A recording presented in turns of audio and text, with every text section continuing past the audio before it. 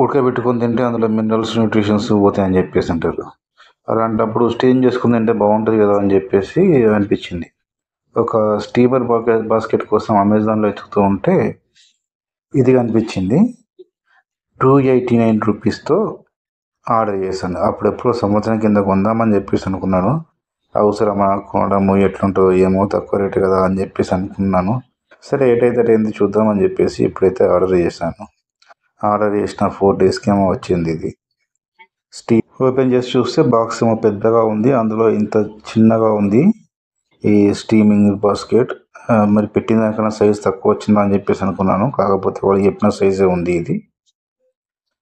దీని కింద మనము స్టాండ్స్ అరేంజ్ చేయాలి, పట్టుకోనికి లోపల హుక్ ఒకటి ఇస్తామని చెప్పేస్తున్నారు. పైన హుక్ అయితే కనిపించట్లేదు.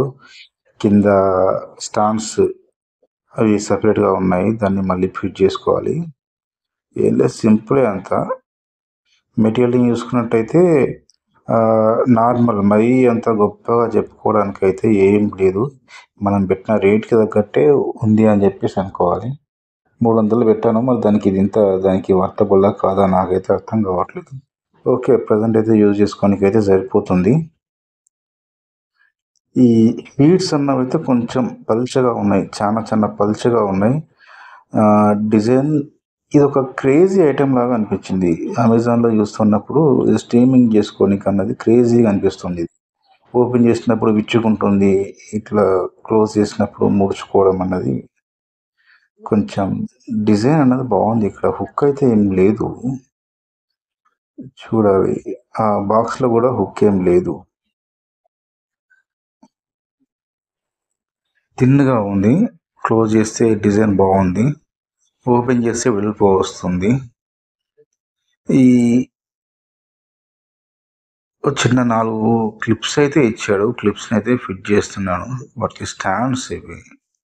మనం స్టీమింగ్ అంటే నీళ్ళు తడవద్దు కదా, కింద వాటర్ ఉండాలి, ఇది కాస్త హైట్ ఉండాలి, అందుకని చెప్పేసి ఆ స్టాండ్స్ ఈజీగానే ఫిక్స్ చేసుకోవస్తుంది. ఇది పెద్ద ఇబ్బంది ఏం లేదు ఫిక్స్ చేసుకోనికి. 3 కింద ఫిట్ చేసుకున్నాము, ఇంకొకటి పైన హుక్ మాదిరి. వాళ్ళు ఇచ్చిన హుక్ కొంచెం రాడ్ లాగా ఉండి, చిన్న రాడ్ లాగా ఉండి రింగ్ ఉంది దానికి అందులో ఫోటోలో. కాకపోతే ఇక్కడ మట్టుకు అలా లేదు. అది ఇది చూడనికి బాగుంది, ఒక క్రేజీ ఐటెం లెక్క కనిపిస్తుంది, కానీ పల్చగా ఉన్నాయి వాటి రేకులు అని చెప్పేసి. ఈ కింద చూసారా, అవన్నీ పల్చగా ఉన్నాయి.